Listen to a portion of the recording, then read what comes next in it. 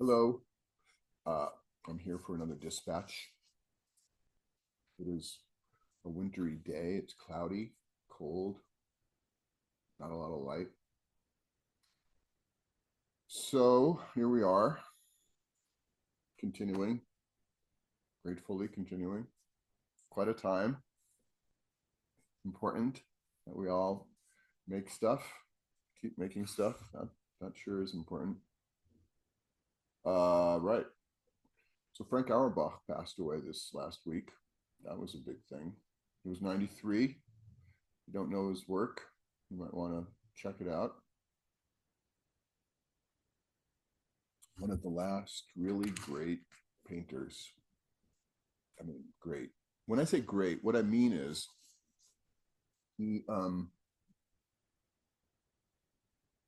he painted from this place where he knew painting really mattered. Had something really important in there about being a human being. He painted from that, deeply committed. He painted all the time, every day. Yeah. Okay. Anyway, right. So I wanted, in honor of Frank Auerbach, I wanted to read earlier. I read some stuff from the book by Robert Hughes on Auerbach. This is from Catherine Lampert, a book, Frank Auerbach, Speaking and Painting. Great book. I recommend it. So I'm going to read a little bit here and probably do this next week too. All right. I'm starting from the middle, chapter 4, called The Best Game. Frank insists that painting every day of the year is a form of indulgence rather than toil. I'm just having fun in the studio. I'd rather do that than go to the theater or sit about, in the same way that people play games that have an element of intractability, something like chess. Games with an infinite set of possibilities and difficulties. Or in the way that people perform a sport that doesn't come naturally to them, or solve complicated puzzles. He is good at crosswords. In that way, one does this immensely difficult, immensely challenging thing in the studio, with the added bonus that if one should finish something, which is relatively rarely, one surprises oneself. I can't foresee the end of my pictures or my drawings. I keep on working and trying to do them in the hope of finding this result, which to me is surprising, more surprising than finding an Easter egg as a child. That's the end of the quote. On the last visit to New York in 1994, Frank and Julia were put up in a suite at the Lowell Hotel that included a study, kitchen, and bathroom with a cockroach, and lots of telephones. He remembers running around trying to find one that operated when Robert Hughes rang. On Frank's way home, lightning struck the wing of the plane. I thought then that what an absolute total idiot I would feel if that was how I died, in such an irrelevant way.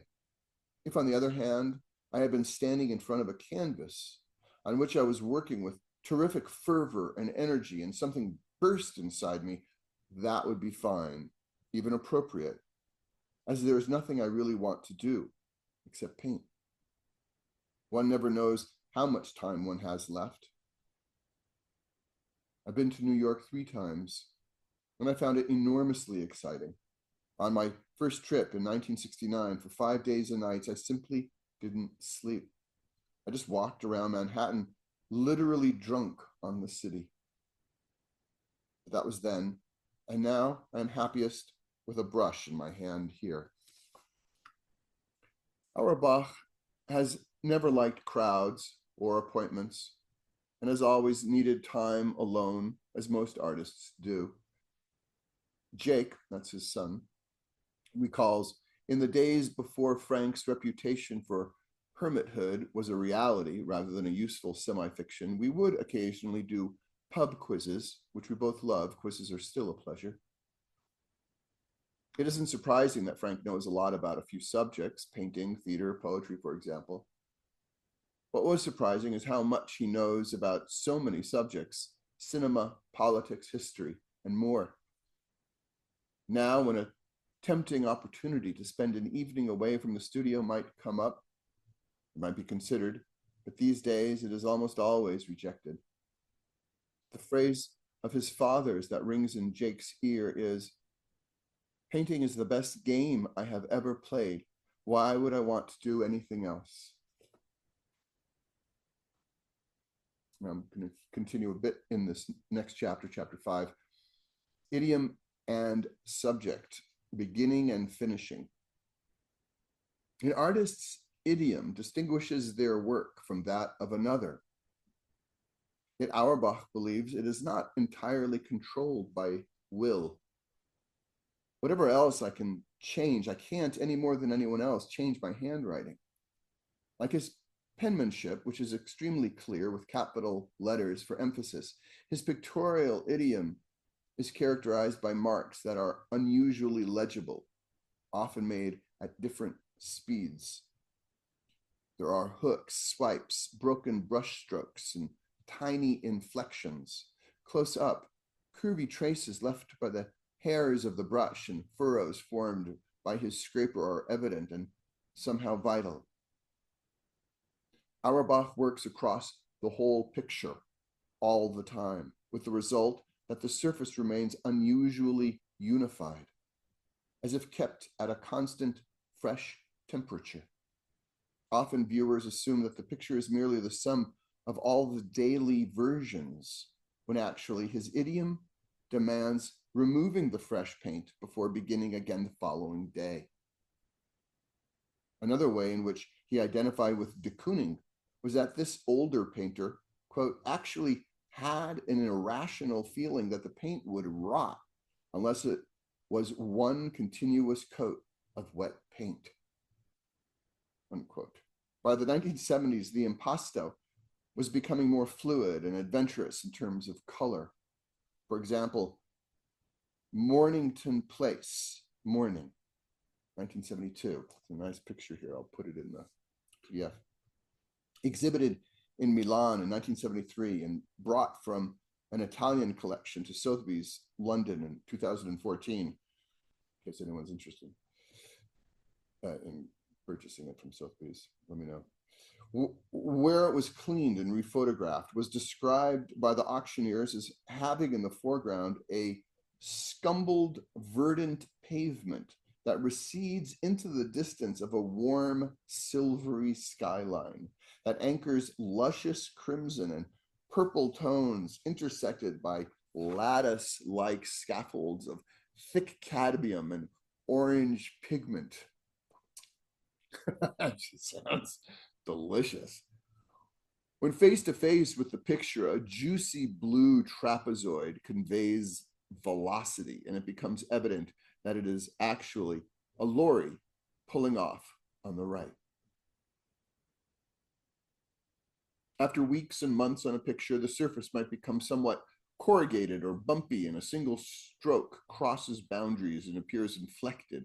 From varying viewpoints, the terrain is quite material. By the 1990s, in order to achieve greater surface freshness and flexibility, Auerbach adopted a very extreme process. Quote, "It became necessary for me to scrape the thing down thoroughly before I started working, so that except when I was ill, I've never had more than a day's break on a big painting. And I scrape it down every day because if I left for 2 days, it would become much harder to scrape down." End quote. In answer to a question from the American art historian James Elkins, posed in the course of writing his book, What Painting Is. We brought that, I think. Did we bring that here? I think so. Maybe not. We should.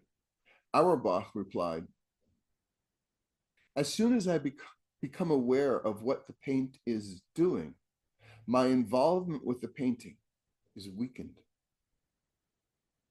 Paint is at its most eloquent when it is a byproduct of some corporeal, spatial, developing, imaginative concept, a creative identification with the subject.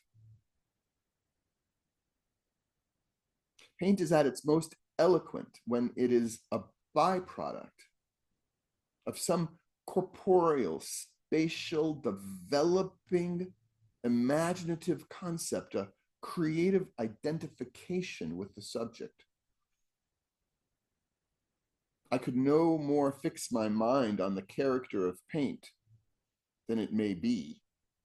An alchemist could fix his on mechanical chemistry. I have put this clumsily, but I am certain that you understand.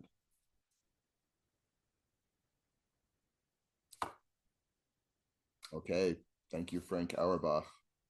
You gave us an enormous amount. I had a teacher when I was in grad school, Natalie Charcot, and she became a friend. And she turned me on to Auerbach with that Robert Hughes book. Maybe I mentioned it. I don't know. Anyway.